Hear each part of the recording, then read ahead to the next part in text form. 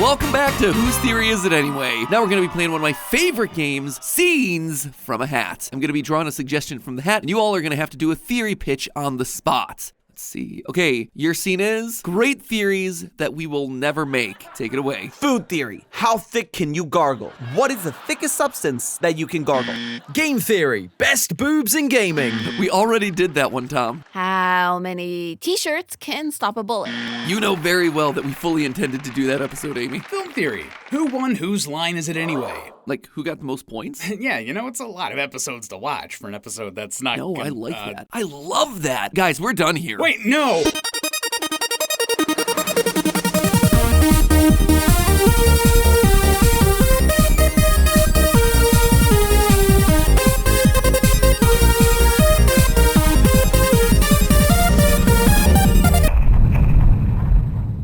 Hello, Internet! Welcome to Film Theory, the show where the evidence isn't made up and the theories do matter. Today, my friends, is a monumental day. Today, we're finally looking at the improv show Whose Line Is It Anyway? With a theory that I've wanted to do for literal years. No joke, this episode was actually one of my white whales. An idea that I was kicking around since the start of film theory, but, it never made sense to do because of the amount of work it would take to research for an episode that no one on the internet would care about or click on. I mean, that's just the breaks when you're an online creator. That said, when I decided that my time as the film theorist was going to be coming to a close, I knew this had to be one of those episodes that I went out with. If you somehow don't know about this absolute classic, Whose Line Is It Anyway is an improvisational comedy show where the host asks 4 comedians to go play some games. For us Americans, the host was originally Carey and then later followed up by Aisha Tyler. Well, the 4 comedians are usually Wayne Brady, Colin Mochrie, Stiles, and some rotating guests. Before that, the show actually originated over in the UK where it ran for a whopping 11 years. But I never watched it, so maybe one day Tom can do a follow-up episode on that series. In the games, the comedians are given characters to play or tools to use to make jokes, and they haven't been told anything about it until that very moment. They have to come up with all the jokes on the spot. It is classic improv at its finest. So your scene is, Ryan is a woman giving birth. Oh, you okay? Am I okay? Yes. Oh my God. Give me my epidural now. Gotta push.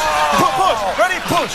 Yes. You're not really a midwife, are you? No, I used to be a used car salesman. The big thing here, after each game, the host awards points to whomever they want. Sometimes it's deserved, sometimes it's not, sometimes it's just a big old joke, sometimes the points are given to people who didn't even participate. Normally I give Wayne all the points, but something about the way Greg was tapping his toe. Each and every time we're reminded that the points don't matter. It is literally the slogan of the show. Hey, welcome to Whose Line Is It Anyway? The game where everything's made up and the points don't matter. But what if they did matter? See, friends, despite this very clear mandate from the show that it's all just for fun, and don't think too hard about it, you know me, I can't not think too hard about these sorts of things. That is not how I operate. So when someone tells me that the points don't matter in a game that's been running in America for the past 26 years, yeah, my theorist brain hard disagrees. It compels me to dive into that hard data to double check that fact. So after 8 years of wanting to do this episode, I finally sat down and watched all 20 seasons of the show, all to find out if the points did matter, who would the real winner of Whose Line Is It Anyway be? Let me tell you, loyal theorists, despite what they want you to think,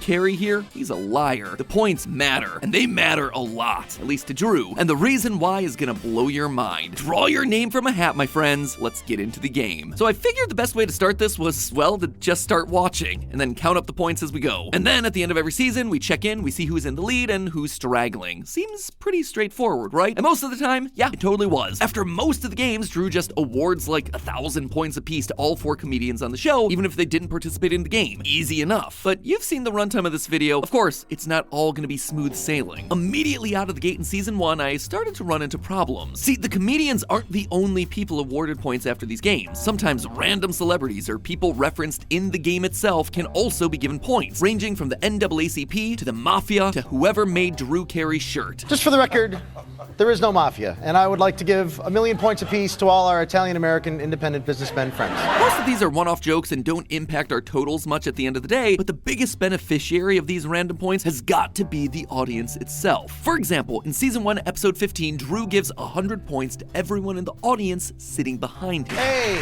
I'm gonna give 100 points each to the people sitting behind me because they look so perky. Given that Drew sits to the side of the stage, he doesn't have the entire audience behind him. Instead, looking at wide shots of the studio, in this part of the audience, we can see that there are 5 rows with 9 seats per row, plus an additional 3 people sitting on the top row. So that gives us 48 people, meaning that the audience just got themselves 4,800 points total. And sure, that might seem like a number that you can quickly catch up with, but these numbers climb fast. For example, later in season 1, Drew Carey gave an audience member named Dennis 1.5 billion points all at once. 1,500 million points for Dennis. All the points you need, buddy. Buy yourself a house. Just saying, don't count the audience out of this race. So, are we finally ready to get to that nitty-gritty of counting? Well, not quite. See, before getting much further into season 1, I ran into yet another major problem that would end up recurring throughout the entirety of the show. In some cases, both Drew and Aisha can be incredibly vague with the amount of points that they're awarding. A good example of this? In season 1, episode 20, Drew says, Colin, you get all the points for that one. He doesn't really give a number here. And because there isn't really a baseline of points given out after every game, I wasn't entirely sure how to count the points in these sorts of situations. So to be as fair as possible, if there isn't an exact or easily calculable quantity of points given, I won't be counting it towards the total. Don't worry, it's not going to make all that much difference in the long run, I promise. Finally, though this won't come up until after season 1, I did want to go ahead and say that sometimes physical items or money are also jokingly given away as prizes, ranging from a tube of chapstick to a Christmas goose. Tonight's winner, by the way, gets a lifetime supply of chapstick. That's right.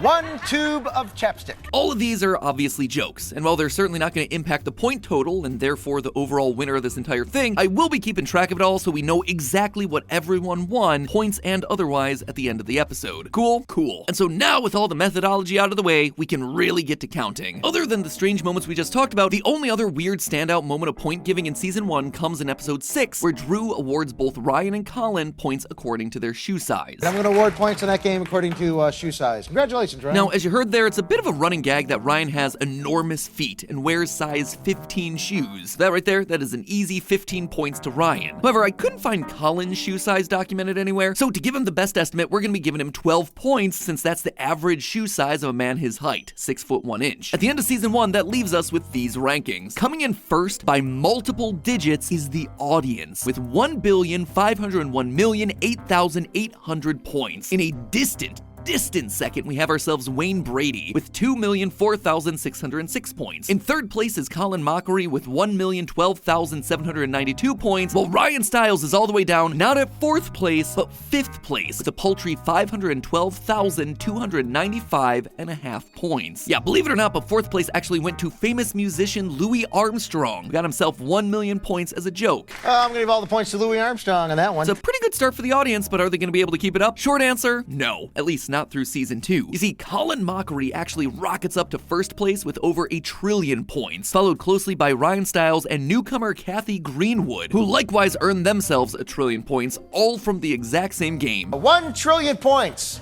1 trillion points. Eat my dust, Regis. Meanwhile, the audience holds on to 4th place, and Wayne Brady falls all the way down to 5th. So already you can see why calculating this thing is going to be a wild ride. The numbers are just going up and down so fast every single season. And I mean, season 2 didn't even have any points that required me to do a ridiculous amount of math, unlike season 3. In season 3, episode 1, Drew awards the 4 competing comedians, Colin, Ryan, Wayne, and Kathy Greenwood. I'm going to give you guys time life points for that. That's right. 1 point a month for the rest of your stinking life. You know where this is going. It's difficult to calculate given that none of these comedians have yet died, which I hope they don't. May they live forever. I love them all. You are national treasures. But that also means theoretically, they're still getting these points to this very day, 23 years after that episode first aired. But for our purposes here, we can approximate how much they're getting. Though we're not exactly sure the date that the episode was filmed, we do know that it first aired on October 12th, 2000. Using this as our start date, that means that in the present day, each of these comedians would have earned 12 points annually for the past 23 years, totaling out to 276 points. But what about the rest of their lives? To get that number, I decided to look at the average life expectancy for men and women, and then compare that to the ages that these comedians were during the time that the episode was aired. The average male life expectancy is 73 years, while the average female life expectancy is 79 years, giving Kathy a little bit of an edge here. But remember, Wayne is actually the youngest of the 4 comedians here by far, being at least a decade younger than any of them. So assuming they all live to their average life expectancy, Colin would wind up with 360 points, points, Ryan 384, Kathy Greenwood at 492, and Wayne Brady with a whopping 540 points. Was that too much work for such a small number of points? You betcha! The only other noteworthy point additions in Season 3 sees the series regulars Ryan, Colin, and Wayne each getting an additional 2 billion points, leaving Colin in first place, Ryan in second, and Wayne in fourth. That's right, despite only getting a little over 26,000 points in Season 3, that trillion points from the one game keeps Kathy Greenwood on the board at third for almost the entire rest of the run of the show. Let that be a lesson to you, Wayne Brady. That's why you don't skip record days. Finally, though they had themselves a commanding lead at the beginning of the show, the audience has now fallen to fifth place. And now with Whose Line going into its fourth season, the points become less and less of a source of jokes. So from here until Season 8, the totals don't really shift around all that much. The only real noteworthy occurrence in these seasons comes from Season 5, where Ryan's awarded an additional 1,000,000 points. 1,000,000 points to you, buddy. This, he just barely edges out Colin for first place. Funny enough, Season 5 also features Colin receiving what Drew describes as, This is the 1,000,000th point we've ever given away. And who's on the You're a little bit off in your calculations there, Drew. The 1,000,000th point actually went to the audience back in Season 1. Remember that 1.5 billion points given to the audience member Dennis? 1,500 million points for Dennis. Regardless, this would make for a really fun story, right? Colin and Ryan were the two contestants that appeared in every episode alongside Drew, so having them neck and neck makes sense. Well, that would have been the case had it not been for Season 8, the final season hosted by Drew, which came along and just ruined it all. Though most of Season 8 features rather reserved point spends by Drew, he's incredibly lavish in a single moment early on. In Season 8, Episode 2, Drew laughs at a joke made by recurring performer Chip Eston and awards him this. Well, 1,000 points to the 10th power to you. Now, that might not sound like a lot, but that is one with 30 zeros behind it. As in one, this one's more for the sake of the editors than for you,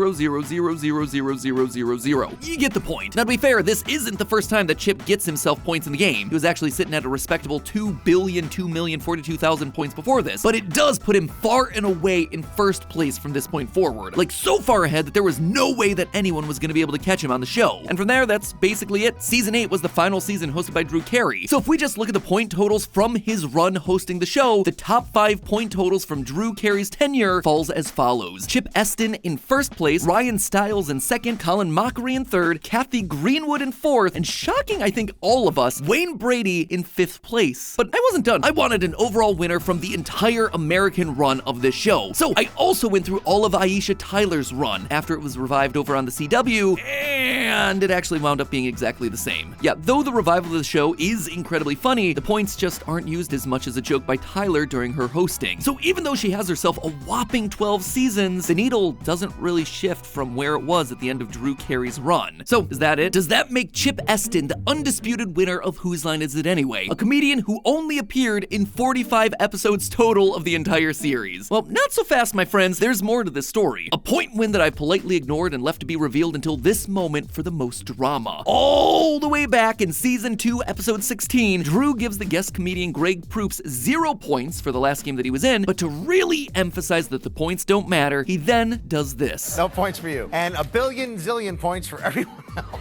Similarly, in Season 10, Episode 21, Aisha Tyler awards Laura and Linda both get like a jillion points. to the series' musical contributors Laura Hall and Linda Taylor. So, how much is a zillion and a jillion? Well, we don't actually have a hard number for that. As far as I could find in my research, zillion and jillion, they're not real numbers. They've never actually been quantified as a specific numerical value. Instead, they're more or less the exact same thing. They're slang terms that represent an unfathomably large number. Basically something so big that it completely melts our little human brains. But these are points that we're given out, so how are you possibly going to be able to count all that? Thankfully, we here at the Theory Channels have already found a similarly unfathomably large number. 6 years ago, over at our sister location Game Theory, we calculated the number of possible permutations of levels that you can make in Super Mario Maker. And that number ended up being the terrifyingly large 10 to the power of 12,431. That is a 1 with over 12,000 zeros behind it. A number that's actually larger than the number of atoms in the observable universe. We called it the Marioplex. Pretty unfathomable, right? And it seems like the perfect stand-in for a zillion and a jillion. But wait, for Ryan, Colin, and Wayne, it gets even crazier when you realize that Drew awarded each of them a billion zillion, making the total number of points awarded here 10 to the 12,440th power. I feel like this one needs a name too. We can call it the Whose Lineplex. I mean, it's a big enough number that it doesn't really matter. Feels kind of like the perfect fit for the show. And so, with all of that now said and done, I can definitively say that the overall winner of Whose Line Is It Anyway is Ryan Stiles, who ends up with a point total of 1,019,420,743.96 points, plus one Who's Line-a-plex, as well as $1,147.88, a can of posing oil, and one Christmas goose. Rounding out the rest of the top three, we have Colin Mochrie in second place with 1,003,018,464,087.46 points, one Who's Line-a-plex, $1,247.88, another bottle of posing oil, and another Christmas goose. And finally, Wayne Brady comes in third with 5,018,340,955.46 plus one Who's Line-a-plex worth of points, $1,248.88, one tube of chapstick, one Christmas goose, 7 rubles, 3 pierogies, and one mail order bride. Lots of foul given out, as you can see. So basically, the most recurring contestants and contributors on the show round out the top 3 as well as the top 5. And that makes sense, right? I think it does, but as I looked at these numbers, friends, something stuck out to me like a sore thumb. Now that I've sat down and rewatched all these episodes once again, I am now convinced that